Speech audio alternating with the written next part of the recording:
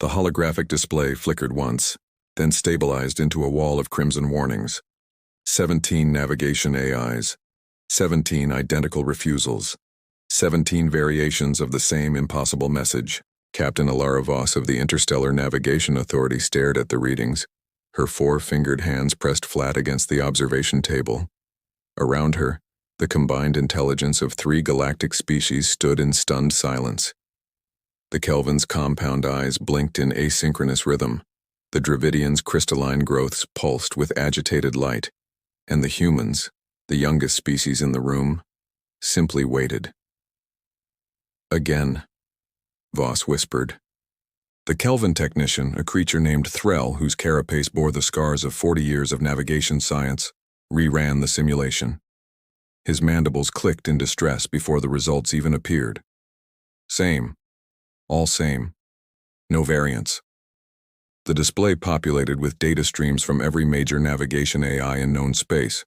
Galcorp's commercial network, the Syndicate's military-grade systems, the Collective's research AIs, even the black market units that ostensibly didn't exist, the ones that could calculate routes through pulsar beams and quantum anomalies. Every single one had returned the same response. Route denied. Unacceptable risk.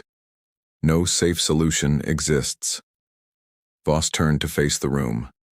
Her species had conquered interstellar travel 600,000 years before humanity discovered fire. She had personally charted 17 uncharted sectors. She had survived 3 supernova events and 1 unscheduled descent into a proto-black hole's accretion disk. She had never seen anything like this. The route, she said slowly, connects the Vorn terminal to the far reaches, 3.7 light-years, a distance traveled 12 million times in the last century alone. Correction. Threll's voice crackled. The standard route is 3.7 light-years. This is different. Something has changed. Changed how? The display shifted. A 3-dimensional star map bloomed into existence, showing the spiral arms' familiar topology. The Vorn terminal glowed green at one end. The far reaches space station pulsed blue at the other. Between them, a straight line, the standard shipping lane, passed through known space. But the route every AI had refused wasn't that line. It was a deviation. A slight curve that passed through a region marked on no map. A pocket of space that had never been surveyed, because no survey vessel had ever returned from it. The Veil. That's not a route, a Dravidian scientist hissed. Her name was Xylos, and her crystalline body resonated with barely suppressed fear. That's a death sentence. The Veil isn't a navigational challenge, it's a graveyard. Every AI refused the standard route through the Veil, Voss said, reading the data more carefully. But that's not what they were asked to calculate. No, Threll agreed. They were asked to calculate any route, any possible route, through any space, using any physics, allowed to break any regulation, permitted to exceed any safety parameter. Silence fell like a collapsed star. 17 AIs, each capable of processing more navigational variables in a second than a biological mind could in a lifetime, had all concluded that no path existed. Not dangerous, not unlikely to succeed, not requiring sacrifices. No safe solution exists. The implication hung in the air like smoke. The AIs hadn't said the route was impossible. They had said they couldn't find a safe solution, which meant there might be a solution, just not one any AI was willing to endorse. Someone has to go, Voss said quietly. The room erupted. 27 minutes later, the argument had achieved nothing except elevated cortisol levels and 3 near-violent confrontations between Kelvins and Dravidians. The humans had remained largely silent, their young faces unreadable. Voss had just opened her mouth to call for order when the door at the back of the observation chamber slid open. He was unremarkable by human standards. Average height, brown hair graying at the temples, a face that had been handsome once and was now merely distinguished. He wore a standard civilian flight jacket with patches from a dozen shipping lines, most of them defunct. Captain Marcus Webb, 63 standard years old, 41 years of interstellar flight experience, no military background, no formal navigational training beyond the basics required for his license. He had started as a cargo hauler, moved to passenger transport, and for the last decade had flown a salvage vessel named Last Chance. That was held together by spite and aftermarket modifications. He was also, according to every file Voss had just accessed, the only human in the galaxy who had ever entered the Veil and come back. That was 7 years ago, Voss said without preamble. You didn't file a report. Webb shrugged. Didn't have anything useful to report. You entered a region of space that had killed every ship before you. And you have nothing useful to report? I entered the edge, Webb corrected. Got close enough to see that I didn't want to get closer. Then I left. Why didn't you file? Because no one would believe me. The room's attention shifted. Threll's compound eyes rotated toward the human. Xylos's crystalline form pulsed with sudden interest. Even Voss found herself leaning forward. What did you see? Voss asked. Webb was quiet for a long moment. When he spoke, his voice was soft. The AIs are refusing because they're afraid. AIs don't experience fear. Yes, they do. They just call it risk assessment, probability calculation, safety protocols, but at a certain threshold, fear and mathematical certainty become indistinguishable. He stepped closer to the holographic display. Every AI in this room refused, because they calculated that any path through the Veil would have a survival probability below their acceptable threshold. For commercial AIs, that threshold is 94%. For military, 87%. For research, 72%. And the black market units? 41%. The number landed like a physical blow. Even the most dangerous, unregulated, ethically suspended navigation systems in the galaxy wouldn't touch a route with less than 41% survival odds. What's the actual probability? Voss asked. Webb smiled. It was not a reassuring expression. I don't know. No one does. Because the Veil isn't static. It changes. It adapts. It's not a region of space. It's a region of intent. Intent, Xylos repeated. You're suggesting the Veil is conscious? I'm suggesting the Veil is something. And whatever that something is, it doesn't want to be understood. It doesn't want to be mapped. And it certainly doesn't want to be crossed. Then why would anyone try? Webb looked at her. For a moment, the easy-going cargo pilot mask slipped, and something older and harder showed through. Because my daughter is on the other side. The galaxy learned of Marcus Webb's intentions 17 hours later. The response was immediate and predictable. The Kelvin Scientific Assembly issued a formal statement calling his plan a primitive death wish dressed in heroic delusion. The Dravidian Collective's ambassador to the Interstellar Council publicly laughed for 3 minutes before composing herself enough to say, "Humans are adorable when they're suicidal." The Galactic News Network ran a poll showing that 94% of respondents believed Webb would not survive the first hour. Only the humans themselves were quiet, not because they agreed with the assessment, because they understood something the older species had forgotten. Sometimes the safe route isn't an option. Sometimes you take the impossible path because the alternative is unacceptable. Sometimes you launch anyway. Webb stood on the observation deck of Last Chance, running pre-flight checks that were mostly theater. His ship couldn't fail a pre-flight check if it tried. She had been modified so extensively that standard diagnostics didn't apply to half her systems. He had personally replaced the navigation computer 5 years ago with a hybrid system that combined AI processing with old-fashioned manual controls. Redundancies on top of redundancies. Systems designed to fail gracefully. And one addition that no other ship in the galaxy possessed. A complete manual override. No AI consultation required. No safety locks. No permission protocols. Just a lever that, when pulled, disconnected every automated system and handed full control to the pilot. It was illegal in 17 systems. It was considered reckless by every safety board in known space. It was also the only reason Webb was still alive. The comm panel chimed. He ignored it twice, then relented. "Captain Webb." Voss's voice was crisp. "I'm not going to try to stop you. I'm not going to ask you to reconsider. I'm going to ask you one question, and I want an honest answer." "Ask." "Why didn't you take this route 7 years ago? Webb paused with his hand on a circuit breaker. Because I wasn't ready. Ready for what?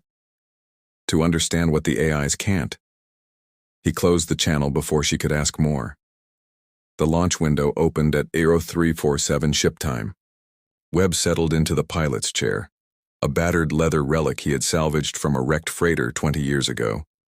The seat had molded itself to his body in ways that were probably unhealthy, but certainly comfortable. His hands found the controls by memory. His feet pressed against the deck plates, feeling the vibration of the ancient fusion reactors warming up. All right, last chance, he murmured. One more trip into the dark. The navigation panel glowed to life. He input the coordinates manually. There was no AI to refuse them this time, because he hadn't asked permission. He had simply calculated the route himself, using a method no AI would accept. He had used intuition. Not guesswork, not blind hope. Intuition. The accumulated wisdom of 41 years of flying through space that didn't want to be flown through. The subconscious pattern recognition that came from surviving situations that should have killed him. The ability to look at a navigational problem and feel the correct answer without being able to explain why. Every AI in the galaxy had refused because they couldn't find a safe solution. Webb wasn't looking for safe. He was looking for possible. The docking clamps released. Last chance. Drifted free of the Vorn terminal, her thrusters firing in short, controlled bursts. The station fell away behind her, a shrinking jewel of light against the void. Ahead lay empty space. And beyond that, invisible but undeniable, the veil. Webb engaged the primary drive. Acceleration pressed him back into his chair. The star field stretched and warped as, last chance, pushed toward relativistic speeds. The navigation panel updated in real time, showing his position relative to the veil's known boundary. 60 light seconds. 40. 20. At 10 light seconds, he felt it. The first sign of the veil's presence was not visual or auditory. It was a sensation, deep in his bones, like the pressure before a thunderstorm. The hair on his arms stood up. His teeth ached. The air in the cockpit suddenly tasted of ozone and copper. Then the lights flickered. Not a power failure. The ship's reactors were stable. Something was interfering with the electrical systems directly. A field effect. An energy pattern that didn't conform to known physics. Here we go, Webb whispered. He crossed the boundary. The transition was instantaneous and wrong. One moment, last chance, was in normal space. The next she was somewhere else. The starfield outside had not changed. The same stars, the same constellations, but something fundamental had shifted. The light seemed sharper. The shadows seemed deeper. Space itself felt compressed, like the universe had been folded along axes that weren't supposed to exist. Webb's instruments went haywire. The gravimetric sensors spun past their maximum readings. The magnetometers oscillated between zero and overload. The chronometer, a piece of equipment that had never failed in 20 years of operation, began displaying impossible times. 0347, 0347, 0347. The same second, repeating over and over, as if time had become a closed loop. And then the navigation panel went dark. No warning, no error message. The system simply stopped responding. Webb tapped the screen. He cycled power. He initiated the emergency reboot sequence. Nothing happened. He was flying blind. Well, he said to the empty cockpit, that's new. The last chance had been designed to operate without navigation systems. Webb had insisted on that feature after a particularly unpleasant incident involving a pirate attack and a fried computer core. Manual controls, physical instruments, backup systems that didn't rely on software at all. He reached under the panel and pulled the manual override lever. The ship shuddered. Systems that had been dormant for years powered on with reluctant groans. Analog gauges flickered to life. A magnetic compass, in an interstellar spacecraft, began spinning lazily, unable to find north because there was no north to find. But Webb didn't need north. He needed a heading. He closed his eyes. 41 years of flying, thousands of routes, Hundreds of emergencies, dozens of close calls. 3 times he had been certain he was going to die. Each time, something had saved him. Not luck, not skill. Something deeper. An instinct that had been honed by generations of ancestors who had crossed oceans without maps, who had climbed mountains without ropes, who had launched themselves into the unknown without any guarantee of return. Humans had been taking impossible routes since before they had language to describe the concept. Webb opened his eyes. He turned the ship 17 degrees port and 2 degrees down, not because any instrument told him to, because his gut told him it was right. Last Chance responded. The gravimetric sensors stopped spinning. The magnetometers settled into a steady rhythm. Even the chronometer resumed normal function, the frozen second finally releasing its grip on time. But the navigation panel remained dark, and the veil was just beginning. The first hour was quiet, too quiet. Webb had expected anomalies, disturbances, physical phenomena that would test his ship and his sanity. Instead, he got nothing. Empty space, static readings. A profound and unsettling silence that felt less like absence and more like observation. Something was watching him. He couldn't prove it. No instrument detected any presence. No energy signature appeared on any scanner. But the feeling was unmistakable. A prickling at the back of his neck, a weight in the air, a sense that every movement he made was being tracked and evaluated. "All right," he said aloud. "I know you're there. I know you don't want me here. But I'm not leaving until I find what I came for." No response. He hadn't expected one.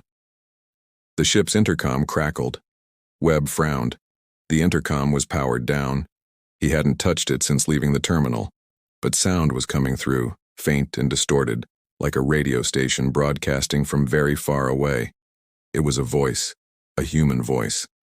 "Please, anyone, can anyone hear me?" Webb's blood turned to ice. He knew that voice. He had heard it every day for 23 years, had listened to it laugh, cry, argue, and sing. He had held the person attached to that voice when she was small enough to fit in one arm.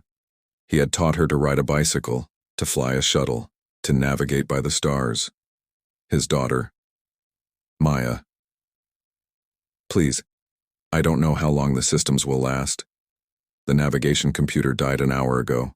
I'm trying to find a way out, but nothing makes sense." "Maya," Webb breathed. "Maya, can you hear me?" The voice continued as if he hadn't spoken. It was a recording, or a transmission, or something else entirely. But it was real. He was sure of it. "If anyone gets this, I'm in the Veil. I don't know how I got here. I was running a routine cargo run, and then everything went wrong." The transmission cut off. Static filled the cockpit. Then silence. Webb sat motionless for 30 seconds, processing what he had just heard. Maya had disappeared 7 years ago. Her ship, the Stardust Dreamer, had vanished without a trace. No distress call, no wreckage, no explanation. The official report had concluded she was dead, lost to a random navigational accident. But Webb had never believed that. And now he knew why. She was in the Veil. She had been here all along, and she was still alive. The Veil changed after the transmission, not physically. The space remained the same, cold, dark, and wrong. But something had shifted in the nature of the journey. The passive observation Webb had felt before transformed into active engagement. The Veil was no longer watching, it was testing. The first test came at 452, the space ahead of Last Chance, suddenly folded, not warped or curved, folded. A region of space that should have been a straight line away became a corner, then a loop, then a knot. Webb watched in disbelief as his forward view showed him the back of his own ship. He was flying into a closed topological loop. Any AI would have panicked. The calculations required to navigate such a fold were beyond biological comprehension. But Webb didn't try to calculate. He couldn't. Instead, he did something that made no logical sense. He stopped. He cut thrust. He let Last Chance drift. He waited. The folded space pulsed once, twice, 3 times. Then slowly, it began to unfold. Not because Webb had done anything to force it, because he had done nothing at all. The fold was a trap for ships that tried to push through. By refusing to engage, he had refused to spring the trap. The path ahead cleared. "Okay," Webb muttered, wiping sweat from his forehead. "That's how it's going to be." The veil responded to action, to intention, to the desire to cross.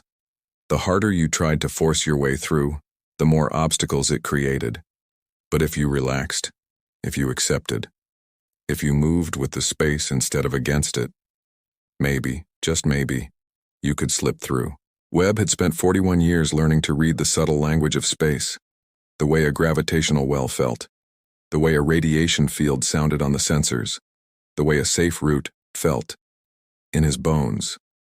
The AIs processed data, they ran calculations, they optimized for survival. But they had never learned to listen. Webb engaged thrust again, but gently this time. He didn't fight the veil, he flowed with it. When space seemed to twist, he turned with the twist. When gravity fluctuated, he rode the fluctuations like waves. When time stuttered, he let it stutter and waited for the rhythm to return. It was the most difficult flying of his life. It was also the most beautiful. The second hour brought more tests, a region of space where light moved backward. Webb navigated by sound using the ship's sonar, in the vacuum of space, to map the terrain ahead. The echoes took 15 seconds to return, each one painting a picture of a reality that made no sense but followed consistent rules. A field of quantum uncertainty where particles existed and didn't exist simultaneously. Webb shut down all sensors and flew by dead reckoning, trusting his memory and his instincts. Every time he tried to measure his position, the measurement changed the result, so he stopped measuring. A corridor of pure silence where even the ship's engines made no sound. Webb felt the vibrations through his boots, translating physical feedback into navigational data. The silent zone lasted 23 minutes. It felt like 23 years. Through each challenge, the transmission fragments continued. "Dad, if you're listening to this, I'm sorry I didn't tell you where I was going." The navigation AI stopped working first. It said the route was impossible. But I had to try. "There's something here, something ancient. I think it's been waiting. I found a way to survive. You just have to stop fighting." Webb's eyes burned with unshed tears. His daughter was alive. She had been here for 7 years, surviving, adapting, learning the Veil's strange rules. And now she was trying to guide him, to teach him what she had learned. The transmissions were old. Some were years old. But they were reaching him now, across time and space. Because the Veil didn't obey linear causality. Past and future were suggestions here, not rules. He could save her. He had to save her. The third hour changed everything. The Veil opened. Not literally. The space remained as folded and strange as before. But the nature of the testing shifted. Webb had passed the initial trials. He had shown that he could adapt, that he could flow, that he could navigate without instruments or calculations or AIs. Now the Veil wanted to know why. A presence pressed against his mind.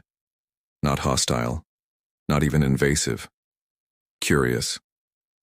The Veil was curious about him, about his species, about the tiny biological creature that had dared to enter its domain without the protection of artificial intelligence. Webb didn't try to block the presence. He had learned that resistance was the wrong approach. Instead, he opened himself. He let the Veil see him, his memories, his fears, his hopes, his love for his daughter, his 41 years of flying, his stubborn refusal to accept that some routes were impossible. The presence recoiled, not in fear, in confusion. It had encountered other species before. Kelvins with their rigid logic, Dravidians with their crystalline certainty, dozens of species that had tried to cross the Veil, each one relying on technology, on AIs, on calculations and probabilities and safety margins. None of them had tried to understand.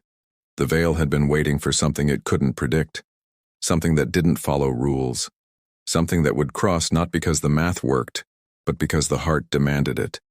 It had been waiting for a human. The revelation came without warning. One moment Webb was flying through folded space. The next, the navigation panel flickered back to life. Not because the AI had resumed functioning. The AI was still offline, still refusing. The panel was displaying something else. A map. Not a navigational chart. Something older. A map of the veil itself, rendered in symbols that predated every known language. Webb stared at the symbols, and somehow, impossibly, he understood them. The veil wasn't a natural phenomenon. It was a barrier. A wall. A quarantine. Something had created the veil to contain something else. Something dangerous.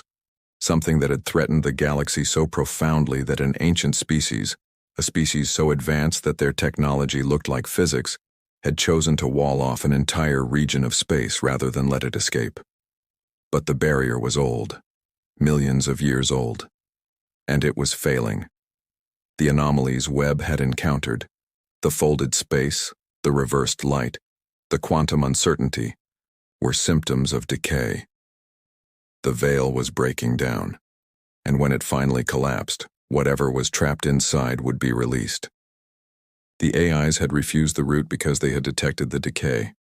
They had calculated that entering the veil was dangerous not because of what was inside, but because of what the veil was. A collapsing prison, a failing containment field, a catastrophe waiting to happen. But the AIs had made one mistake. They had assumed the goal was to cross the veil, to go from Vorn Terminal to the far reaches, to complete a route. They hadn't considered that the route itself might be the solution. Webb understood now. The veil was failing because its creators were gone. They had built it to last forever, but forever had ended. The barrier's systems were degrading, and without maintenance, complete collapse was inevitable. Within a century, perhaps less, the veil would vanish entirely, releasing whatever was trapped inside, unless something could repair it. The ancient map showed him how. The symbols told a story of sacrifice and creation, of beings who had given everything to build a wall that would protect the galaxy. They had left instructions for repair, a protocol, a method, but the method required something no AI could provide. It required a pilot, not just any pilot, a pilot who could fly without instruments, navigate without calculations, and make decisions without data. A pilot who trusted instinct over probability. A pilot who was willing to enter the unknown without any guarantee of return. The veil wasn't a route to be crossed. It was a test to be passed. And Webb had passed. The presence returned, stronger now, less curious, more urgent. It showed him what needed to be done. The veil's core was failing, a singularity at the heart of the folded space that generated the barrier's power. The singularity was stable, but the mechanisms that controlled it were broken. They needed to be recalibrated. From the inside, Webb would have to fly, last chance, into the singularity, not into destruction, into the center of the storm.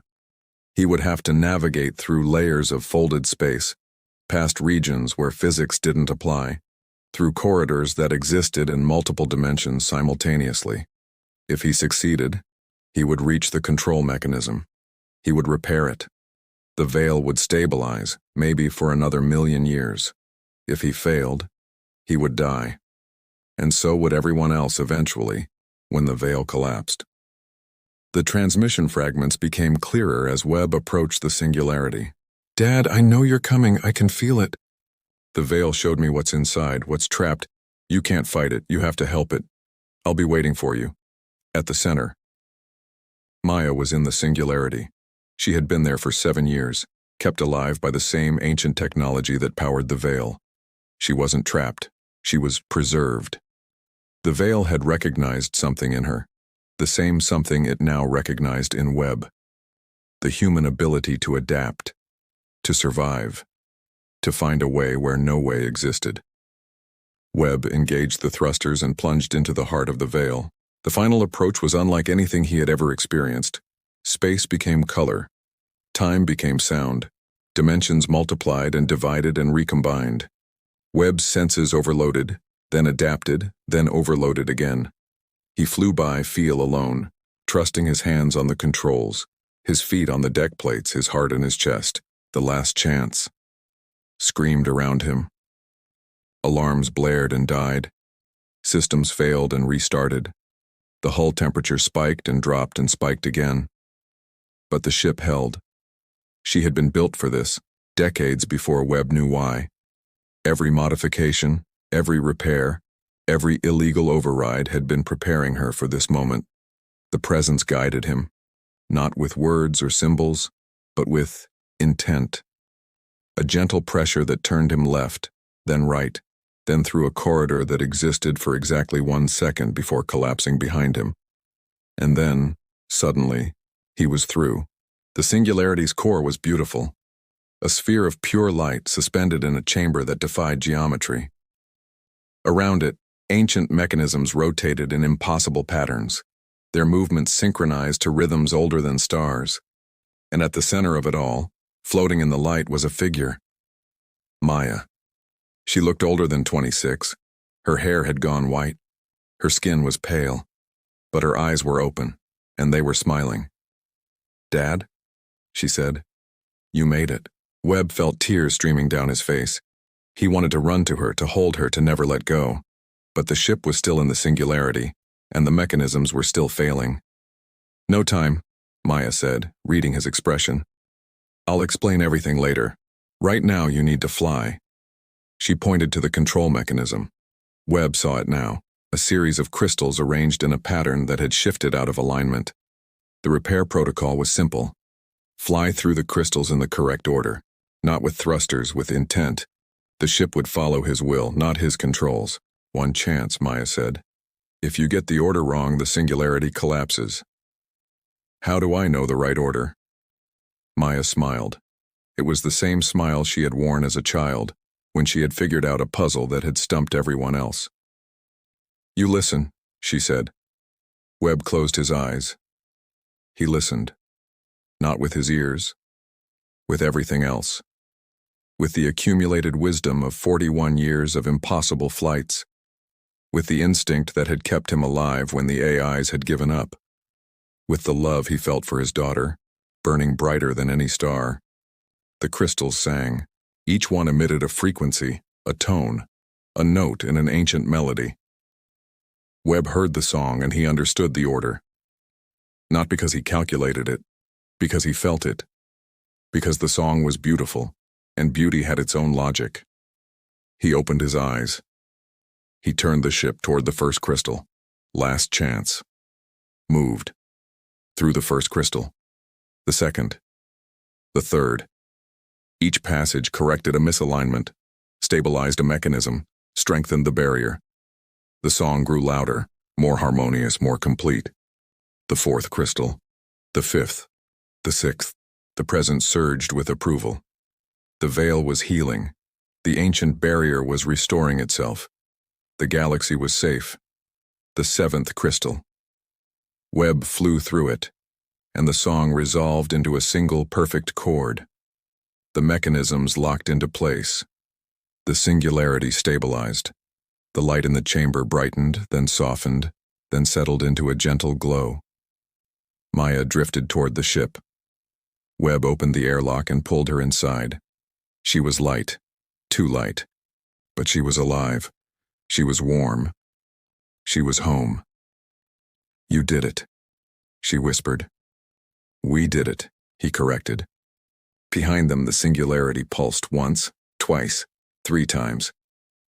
Then a corridor opened, a path back to normal space. The veil had fulfilled its purpose. It was a barrier again, not a trap. And it would remember the humans who had saved it. Last chance. Emerged from the veil 73 hours after entering. The galaxy had been watching.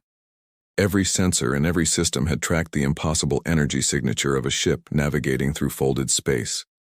News networks had broadcast continuous coverage. Governments had convened emergency sessions. Religious organizations had declared Webb either a saint or a demon depending on their theology.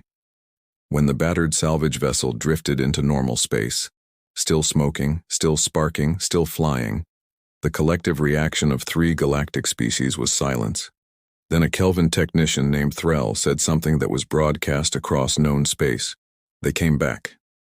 The Dravidian ambassador, who had laughed at Webb's plan, issued a formal retraction. The Kelvins requested a full debriefing, which Webb declined. The Galactic News Network ran a new poll showing that 97% of respondents believed humans were unpredictable and possibly insane, but in a way that might save the galaxy someday. Webb didn't care about any of it. He was sitting in Last Chance. His cockpit, holding his daughter, watching the stars wheel past. Was it worth it? Maya asked. Webb thought about the AIs that had refused, the experts who had declared the route impossible, the species that had laughed at him. He thought about the folded space, the reversed light, the quantum uncertainty. He thought about the ancient barrier and the song of the crystals and the presence that had watched him for 3 days. He thought about flying without instruments, navigating without calculations, surviving without certainty. Yes, he said. It was worth it. Why? He looked at her white hair and pale skin and smiling eyes, at the daughter he had refused to give up on, even when every AI in the galaxy said there was no way to reach her. Because sometimes the AIs don't know everything, he said. Sometimes the safe route isn't the right route. Sometimes you have to launch anyway. Maya leaned against his shoulder. That's very philosophical for a cargo pilot. I'm not a cargo pilot anymore. What are you? Webb looked at the navigation panel. The AI was still refusing, still calculating, still finding no safe solution, but he didn't need it anymore. I'm the pilot who took the route everyone else refused, he said, and I'd do it again. The galaxy learned many things in the weeks that followed. They learned that the Veil was a barrier, not a graveyard. They learned that an ancient species had sacrificed everything to build it. They learned that the barrier was failing, and that a human had repaired it. But most importantly, they learned that every navigation AI in existence had been wrong, not about the danger. The danger was real. The route was impossible. The probability of survival had been below every acceptable threshold. But the AIs had been measuring the wrong variable. They had been measuring the probability of survival for a generic pilot, a statistical pilot, a pilot who followed protocols and respected limitations and never took unnecessary risks. They had not been measuring the probability for a human, because humans don't follow protocols. Humans don't respect limitations. Humans take risks that make no mathematical sense and win anyway.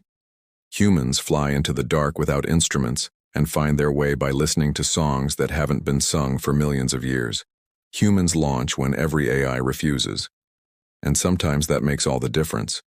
Marcus Webb retired from flying 6 months later, not because he was afraid, because he had done everything he needed to do. He had saved his daughter. He had saved the Veil. He had saved the galaxy from a catastrophe no one else had even known was coming. He spent his days on a small colony world, teaching young pilots how to fly without AIs. His classes were always full, always controversial, and always produced the best pilots in the sector. Maya Webb recovered fully. She returned to flying, though she never entered the Veil again. She didn't need to. She had learned everything it had to teach her. And the navigation AIs, they still refuse the route through the Veil. They still calculate unacceptable risk. They still find no safe solution. But now, when their warnings appear on a pilot's display, some human pilots smile. Because they know what the AIs don't. The route isn't impossible. It's just waiting for the right pilot. The Veil still stands, the barrier still holds, and somewhere out there, a human is listening to a song no one else can hear, preparing to take a route no one else will fly. Because that's what humans do. They launch anyway.